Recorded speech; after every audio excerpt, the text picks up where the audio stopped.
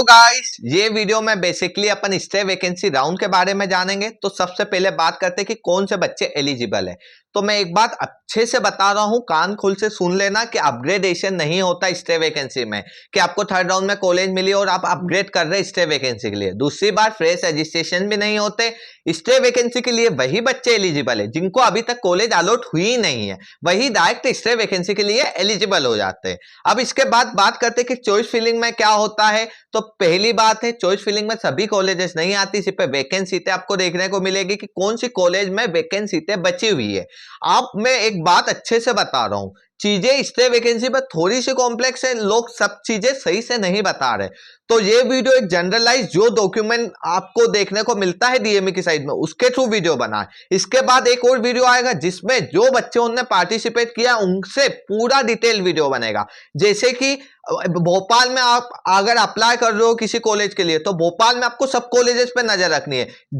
देखो कॉलेज के stay vacancy के दो फंडे रहते हैं, एक अटेंडेंस और एक ज्यादा नंबर, कि पहले कॉलेज में रिपोर्ट कौन कर रहा है। जब अटेंडेंस लगती है उसके पहले जो सबसे पहले रिपोर्ट करता है उसको प्रायोरिटी दी जाती है वहां की लिस्ट में, जो अपडेटेड मेरिट लिस्ट बनती है डॉक्यूमेंट के हिसाब से। और एक मेरिट लिस्ट बनती है कि आपने कौन सी कॉलेज में अप्लाई किया और वहां पे कितने बच्चों ने अप्लाई किया, उसके हिसाब से रैंक करके बेसिस पे एक लिस्ट बनेगी। और एक लिस्ट वहीं पे बनेगी जिस दिन आपकी रिपोर्टिंग होगी। तो आपको नजर रख के रखना है उसकी, जो कॉलेज में अप्लाई कर रहे हो उसकी ऑफिशियल साइट पे, साथ साथ डीएमई की ऑफिशियल साइट पे, कि कुछ अपडेट तो नहीं आ रहा। स्टे वैकेंसी का 90% केस आपसे जुड़ा है कि आप कितने एक्टिव हो, वहां पे जाना है, रिपोर्टिंग सबसे पहले करना है। दूसरी बात, आपसे ज्यादा नंबर वाले अगर व्यक्ति आ जाता है तो उसको अलॉट हो जाएगी। तो प्रायोरिटी क्या है कि नंबर आपके ज्यादा होना चाहिए वहां पे। दूसरी बात, आपकी अटेंडेंस, मतलब कि आपको रिपोर्टिंग जल्दी करनी है, वही बात डिपेंड करती है। अब ये बात मैं बार बार क्यों पॉइंट आउट कर रहा हूं, क्या अगर भोपाल आ रहे हो, भोपाल में 4-5 प्राइवेट कॉलेजेस है,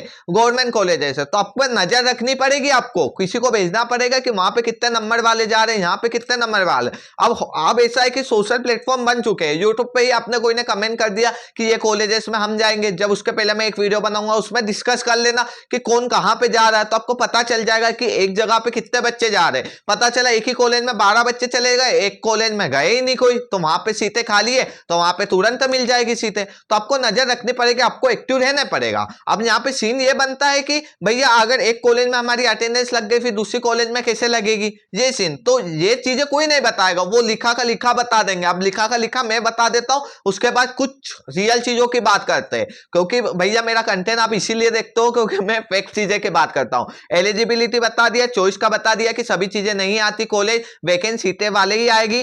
कॉलेज की ऑफिशियल वेबसाइट पे एक मेरिट लिस्ट आएगी रैंक के बेसिस पे। उसके बाद आप रिपोर्ट करोगे तो रिपोर्टिंग टाइम आपको दिखेगा, जब रिपोर्टिंग करोगे उसके अटेंडेंस लगेगी, जहां पे अपडेटेड मेरिट लिस्ट बनेगी उसके ही हिसाब से कॉलेज अलॉट होगी। और कॉलेज जब अलॉट होगी तो एडमिशन प्रोसेस उसी टाइम पे होगी। ऐसा नहीं कि आपको एडमिशन लेने बाद में आना है, उसी टाइम पे आपका एडमिशन होगा। तो आपको डॉक्यूमेंट लेके जाना है, अगर नहीं लेके गए तो दूसरे बच्चे को फटाक से बुला के दूसरे को दे देंगे। तो ये चीजों का ध्यान रखना है, ठीक है। अब हो गई, अब बताते हैं तुमको सबसे खतरनाक चीजें जो मेरे को अभी तक सुनने में आई, लेकिन वो ऐसा है कि वो भी कुछ मिसअंडरस्टैंडिंग, दो लोग अलग अलग बोल रहे हैं। तो इसलिए मैं सोच रहा हूं कि एक अपडेटेड वीडियो लाऊं जिसमें स्टे वैकेंसी को जो बच्चे उन्होंने दे रखी है, जो बच्चों ने, देखो मेरे पास एक भैया है जिन्होंने 3 बार स्टे वैकेंसी में पार्टिसिपेट किया है, मेरी बेचमेट है, मेरे ही बहुत सारे जूनियर्स है, बहुत सारे सीनियर्स है जिन्होंने पार्टिसिपेट किया। तो मैं सबका डाटा कलेक्ट कर रहा हूं कि कौन कौन सी चीजें ऐसी है जो नहीं करना तो ज्यादा बेनिफिशियल होगा। देखो ऐसा है कि मेरा वीडियो हर कोई तो नहीं देख रहा है,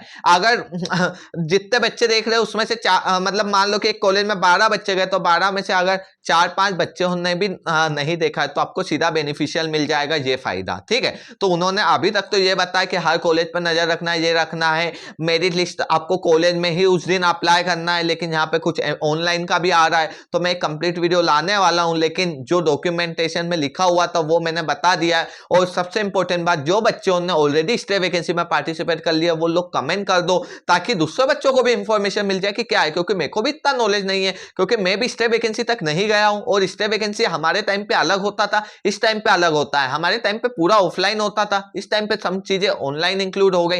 तो मैं सोच रहा हूं कि लास्ट ईयर का स्टे वैकेंसी सबको इन्वॉल्व करके एक अच्छा सा वीडियो लाया जाए। बाकी जो बेसिक चीजें थी जिससे आप पार्टिसिपेट तक तो इजीली कर लोगे वो मैंने बता दिया है। Thank you so much guys for watching video, please subscribe my channel.